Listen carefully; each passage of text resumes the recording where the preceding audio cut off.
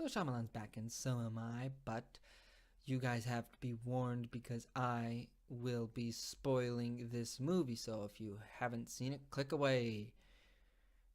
Otherwise, stick around.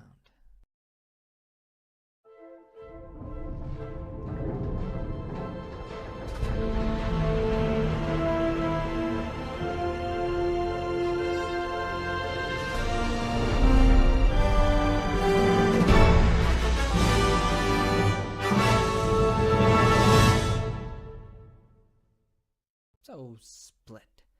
I was really happy that this movie is not a horror movie because maybe I'm a child and I'm afraid of scary things. No, that's not it. It's probably because I like thrillers rather than horrors, and this movie is a really good thriller. I heard through the aether that this movie had a twist. It's not a twist. It's not one of your, shamalama ding dong twists. It's a reveal, and I really enjoyed that this movie, you know, was more of a character study on, you know, how these characters react in certain ways, and it was really cool to watch a thriller rather than horror movie with, a director that's really good at twists sometimes not do a twist. Let's talk about some characters in this movie. I really enjoy that they kept the movie confined to the five people in this movie, and the Dr. Fletcher, played by Buckley, is pretty good in this movie. I was very happy with the way they treated her character because she was really good at her job.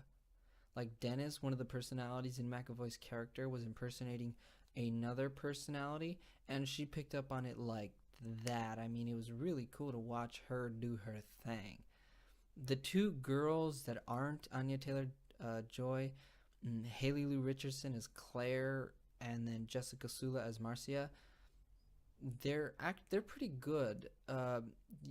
If something like this happens where people are getting abducted, some of them are gonna panic, and I kind of got why these two characters kind of panicked and tried to get out as quickly as possible rather than finding the right logical way to get out and figuring out a plan to get out. They were just really reactionary with the way they acted. And Anya Taylor-Joy as Casey Cook in this movie, it's a Shyamalan movie, so I was expecting some funky twist.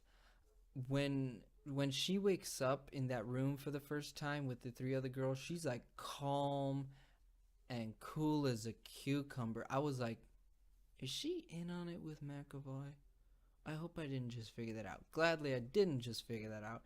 And her character is cool because she really goes and she gives McAvoy's characters empathy. And it was pretty cool to watch the multiple characters of McAvoy play off of Anya Taylor-Joy's character and her kind of figuring out that McAvoy is, has multiple personalities. She doesn't really say it in the movie, but I was like, yeah, she figured that out. So it's kind of a no-duh thing that McAvoy is my most impactful performance in this movie. It's his movie. He's on the posters, he's the main focus of the trailers, and it's for a good reason because McAvoy is really good doing his 23 impersonations YouTube video. I mean, he goes from a Judi Dench type character to an Edward Snowden with a Boston accent to a Jacob Tremblay from The Room.